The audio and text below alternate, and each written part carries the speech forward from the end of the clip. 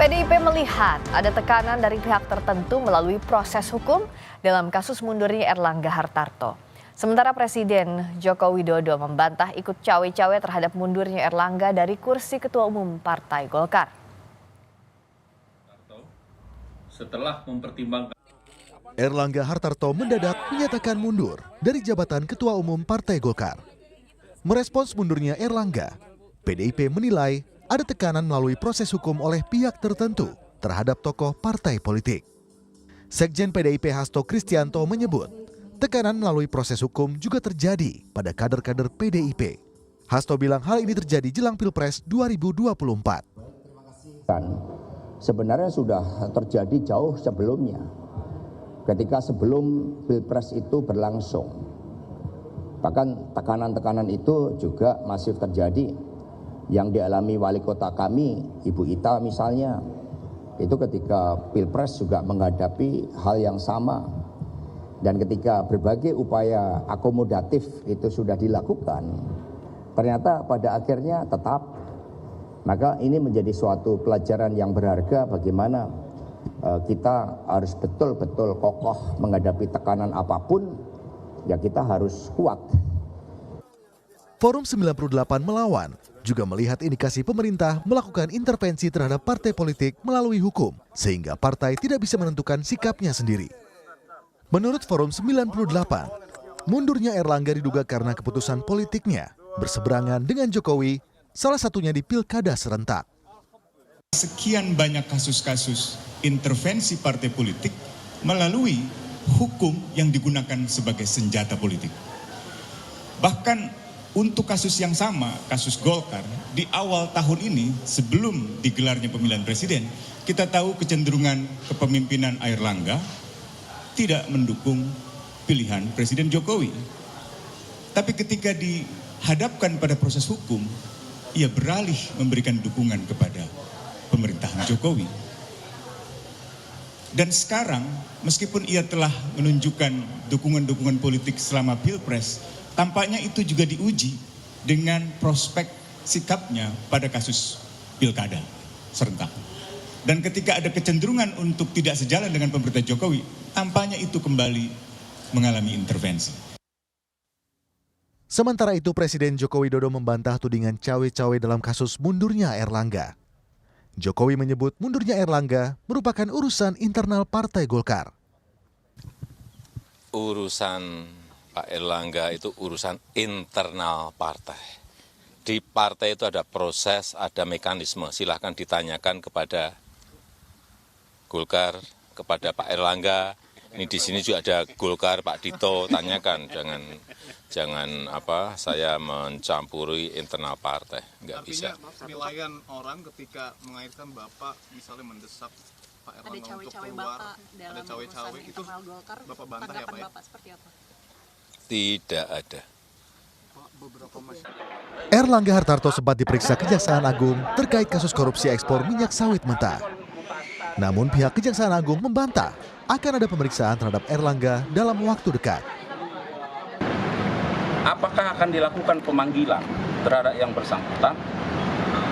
Saya tegaskan bahwa kami sampai saat ini belum mendapatkan info soal itu. Kami baru mendapatkan info dari teman-teman media. Ya. Tetapi apapun yang berkembang di masyarakat, bahwa tentu perkembangannya jika ada perkembangan terkait soal itu, kami akan lakukan update. Erlangga Hartarto mengungkap alasan mundur sebagai Ketua Umum Partai Golkar demi keutuhan partai dan memastikan stabilitas transisi pemerintahan baru. Tim Liputan, Kompas TV.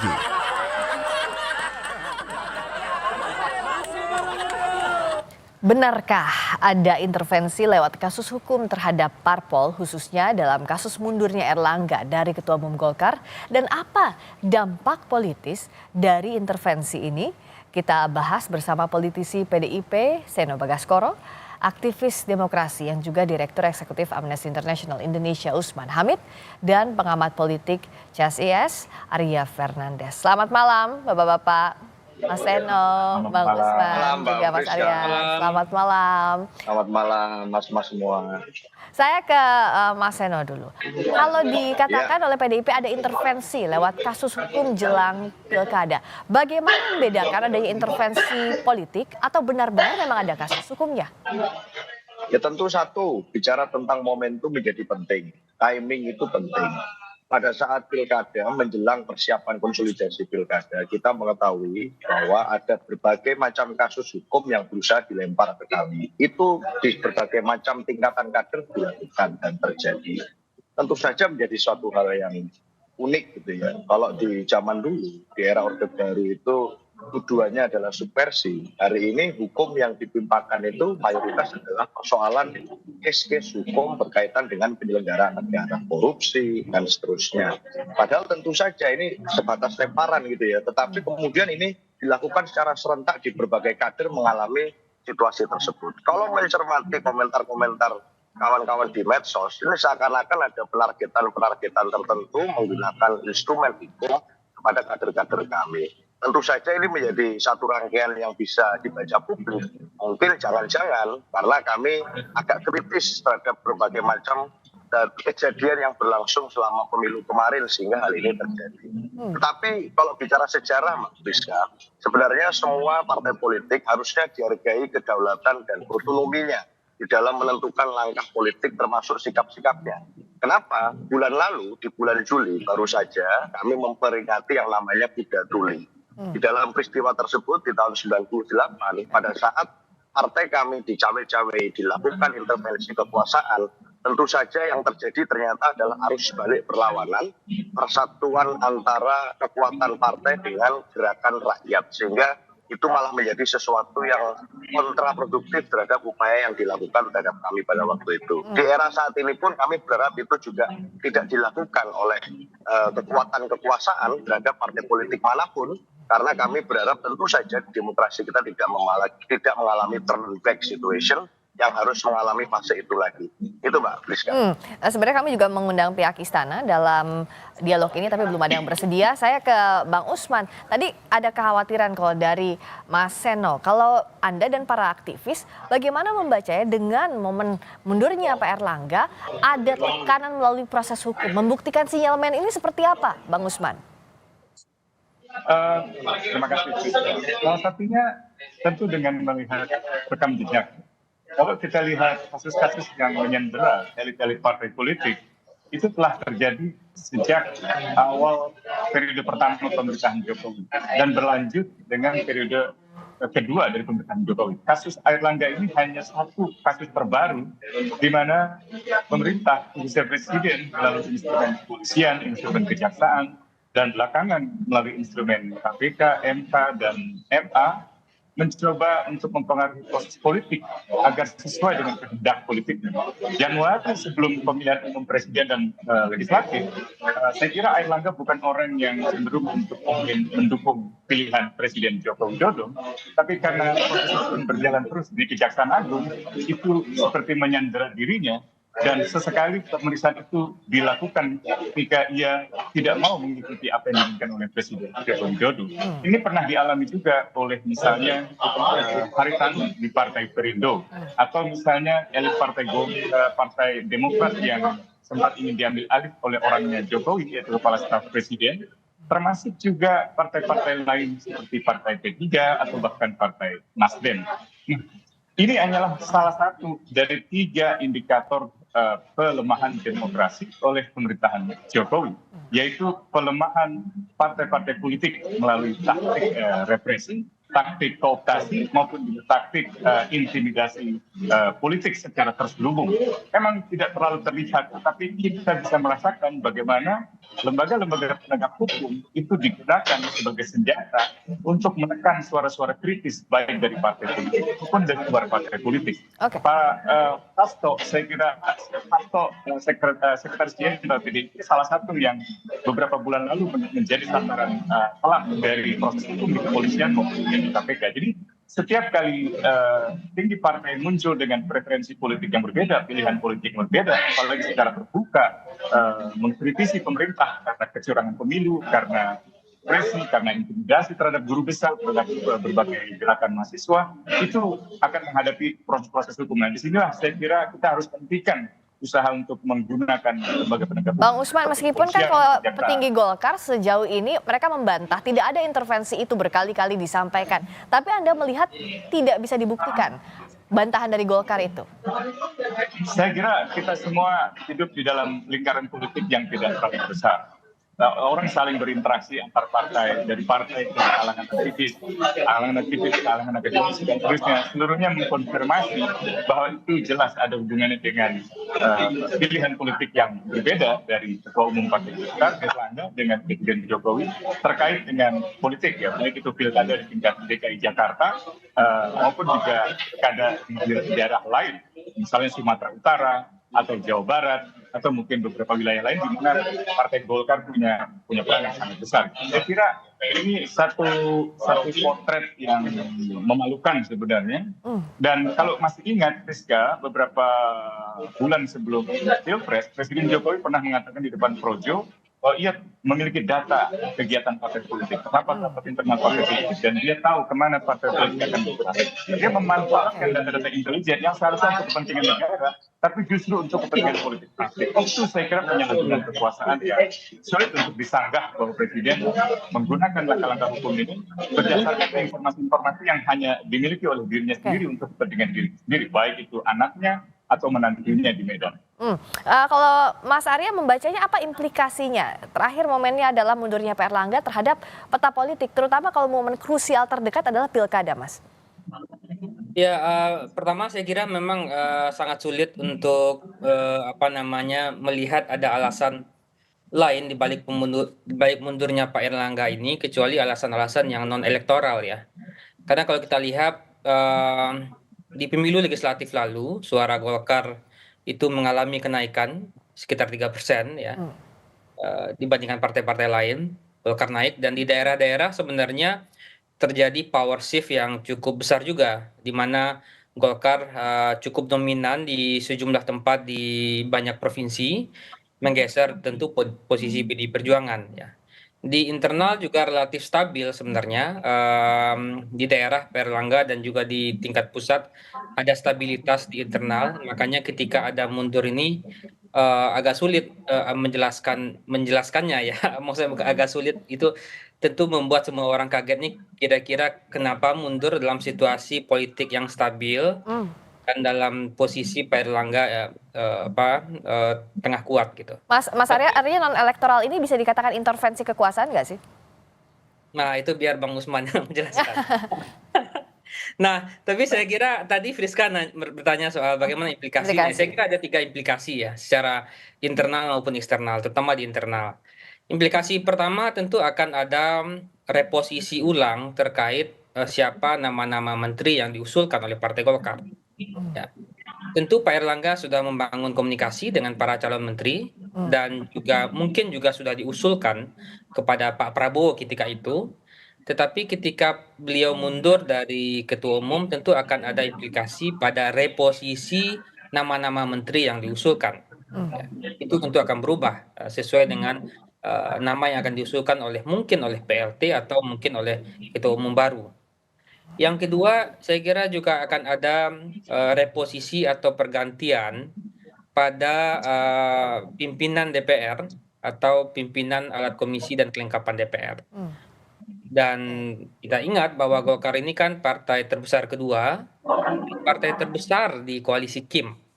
Ya. Jadi ketika ada reposisi tentu akan ada reposisi juga di pimpinan DPR dan komisi, dan terakhir tentu implikasi di pilkada. Nah, ini yang mungkin akan membuat banyak dak-dikduk juga nih para kepala daerah. Karena pendaftaran itu tanggal 27 Agustus sampai 29 Agustus. Sementara Partai Golkar diinformasikan, menurut informasi itu akan melaksanakan Munaslup tanggal 20 Agustus. Ya. Jadi beberapa hari sebelum Munaslup, sebelum pendaftaran, ya. Jadi mungkin itu akan bisa saja pada satu titik pada beberapa daerah strategis akan ada evaluasi terkait calon kepala daerah, atau bisa saja tetap tergantung kesepakatan di antara mungkin kelompoknya Pak Erlangga dengan kelompok baru ini gitu. Oke, kalau dari PDIP, Mas Seno tadi kan menyebut bahwa menduga ada intervensi lewat kasus hukum, disandra lewat kasus hukum. Apa sikap PDIP sekarang? Karena ada momentum penting pilkada, konstelasi politik tentu kan ini juga akan jadi pertimbangan. Apalagi PDIP saat ini mengambil sikap lebih banyak di luar dari pemerintahan Pak Jokowi. Ya Mbak Priska, intinya adalah kalau kami tetap konsisten, kita sejak selesai pemilu, bahkan sebelum pemilu 2024, sudah kita suarakan berbagai macam kritik kita tentang jalannya pemilu kemarin. Dan itu tentu mengundang konsekuensi bagi PDI Perjuangan sebagai kekuatan kolektif. Banyak kader-kader kami yang kemudian disandera juga secara hukum, banyak kader-kader kami yang diganggu konsentrasinya dengan harus menghadapi panggilan-panggilan, termasuk Sekjen PDI Perjuangan yang mengalami panggilan demi panggilan dari berbagai instansi penegak hukum. Artinya sebenarnya kalau dari kami konsisten untuk menyuarakan bahwa seharusnya demokrasi yang substansial, demokrasi yang sehat tidak boleh seperti itu. Tetapi kalau memang ada kekuatan invisible hand yang ternyata menyasar atau menyandera, melakukan langkah-langkah tertentu untuk melakukan hal yang sama dengan partai-partai lain, artinya bukan kami sendirian dong sebenarnya yang sedang menghadapi situasi ini. Ada you know who, jadi kalau di Harry Potter itu ada you know who, yang itu melakukan langkah-langkah tertentu untuk menyandera elit-elit partai politik yang lain. Persoalannya adalah kapan elit-elit partai politik lain mau mengambil sikap yang sama dengan kami untuk melakukan langkah tegas dan mengatakan it has to stop. Ini harus dihentikan, ini tidak boleh dilanjutkan untuk menjaga demokrasi kita. Ini kita lakukan terus konsolidasi menjelang pilkada, apalagi hari-hari ini kita melihat berbagai macam situasi yang ini tidak baik untuk demokrasi kita kalau pilkada dibiarkan dilakukan intervensi kekuasaan seperti yang terjadi pada saat Pilpres. Maka itu kami lakukan dan kami harapkan kalau memang di dalam kasus Pak Erlangga ini terjadi cawe-cawe kekuasaan, maka momentum untuk melakukan konsolidasi demokrasi yang terbaik saat ini, momennya ada di pilkada. Dan kami siap untuk melakukan organisasi terkait dengan itu. Mas Seno melihat saat ini PDIP masih belum lepas dari sandera hukum, politisasi hukum ini, dan apa-apa yang dilakukan untuk keluar dari ini? Ya, apapun itu, apakah masih di dalam atau tidak, tentu saja yang bisa tahu paling dalam adalah yang menyandera, bukan yang disandera. Tetapi kami dalam hal ini kami tetap bertahan pada sikap bahwa kita harus membela yang utama adalah apa yang diinginkan oleh rakyat. Jadi itu saja, meskipun tentu ada konsekuensinya. Di dalam pilkada kita berani misalnya di daerah-daerah yang itu dikondisikan secara skenario untuk mengusung satu pasangan calon, misalnya kita lakukan pembanding dengan mengusulkan calon yang lain, mengusung nama yang berbeda untuk memberikan opsi bagi masyarakat. Itu kita coba upayakan di berbagai pilkada. Jadi sikap kami tetap konsisten meskipun menghadapi situasi ini. Nah, Mas Seno, apakah ini yang jadi sebab juga tersandra lewat hukum, politisasi hukum ini, sehingga PDIP 2 minggu jelang Pilkada Jakarta yang jadi center of attention, salah satunya pendaftaran untuk Pilkada Jakarta ini belum menentukan calonnya. Apakah ini juga yang jadi kendala? Oh enggak, kendalanya tentu satu, di Jakarta itu tidak ada satupun partai politik yang bisa mengusung nama sendiri. Artinya memang harus melakukan kerjasama politik dengan partai lain. Artinya kalau kita mau mengusung lebih dari satu calon, beban tanggung jawabnya sebenarnya bukan hanya di kami. Tapi ada atau tidak partai politik lain yang mau untuk membangun kerjasama politik yang mengizinkan terjadi opsi-opsi berbeda bagi Jakarta. Tapi daerah lain aman? Daerah lain kami juga lakukan langkah-langkah strategis untuk dengan mitra-mitra partai politik yang lain. Di Sumatera Utara misalnya kita siap dengan skenario meskipun harus menghadapi koalisi besar. Di Jawa Timur komunikasi terus kami lakukan dengan PKB dan kawan-kawan partai politik yang lain. Jadi ini terus berjalan, tetapi di Jakarta memang spesial case karena satu ini etalase nasional dan dua tidak ada satupun parpol yang bisa mengusung sendiri. Ya, variabelnya itu bukan persoalan sekedar sandera-sanderaan politik. Oke, kalau Bang Usman lihatnya implikasi setelah ini apa yang bisa dilakukan partai politik kalau merasa memang tersandera lewat jalur hukum? Saya kira tidak berdiam diri. Memang kesulitannya ada pada problem sistemik ya, problem struktural, di mana kalau dalam catatan Transparansi Internasional misalnya ada problem struktural berupa korupsi sistemik di lingkaran politik gitu. Akibatnya orang-orang yang ingin berbeda pandangan secara terbuka ketika tersandra dengan kasus korupsi, mereka ragu. Dan yang kedua juga karena isu korupsi tidak populer di mata masyarakat. Dan yang ketiga, partai politik menempati urutan yang salah satu yang terendah dalam konteks kepercayaan masyarakat gitu. Jadi hal-hal semacam itu mungkin membuat partai-partai terkesan tidak mau melawan. Padahal mestinya kalau betul-betul disandera untuk urusan yang sebenarnya bukan merupakan pelanggaran hukum, ya harus dicegah, gitu, harus dihentikan. Gitu. Sama seperti dalam peristiwa 27 Juli, kalau ada intervensi dalam bentuk intimidasi, dalam bentuk represi, saya kira harus didorong pertanggungjawabannya lewat hukum. Demikian pula dalam kasus-kasus seperti Airlangga atau seperti kasus Hasto dan lain sebagainya. Kenapa? Karena dalam sudut pandang hak asasi manusia, kebebasan beroposisi itu harus dijamin. Kebebasan beroposisi baik itu dari partai politik maupun dari luar partai politik. Dan juga harus ada pemilihan umum yang fair.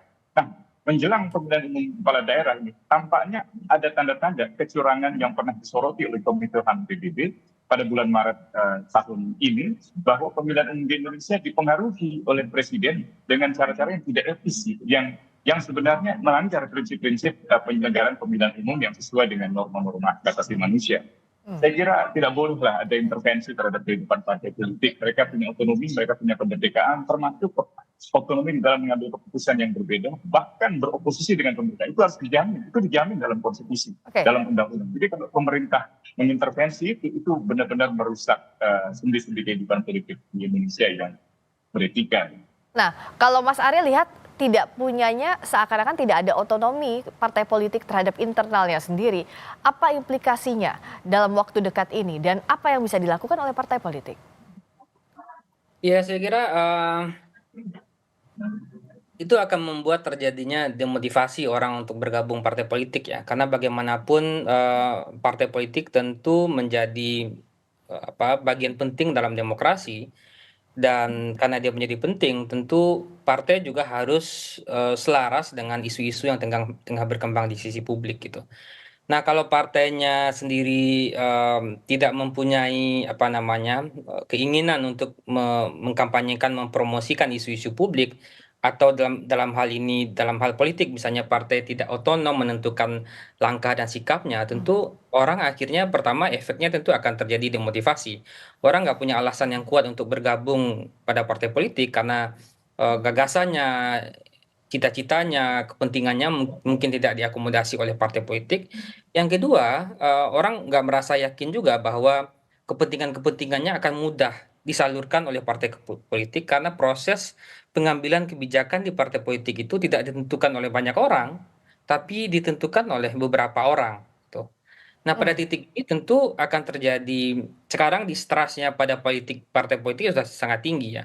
Kalau kasus seperti ini terus berulang, tentu distrustnya akan membesar dan tentu ini tidak baik bagi demokrasi kita. Gitu. Nah, dalam situasi seperti ini, apa yang dilakukan, proses konsolidasi seperti apa yang saat ini digerakkan PDIP, Mas Seno, dan bagaimana hasilnya sejauh ini? Ya, kita terus menggalang koordinasi, konsolidasi dengan elemen civil society, termasuk kampus, untuk menelaah secara lebih dalam, melakukan analisis terkait fenomena apa, gejala apa yang sedang terjadi pada demokrasi kita.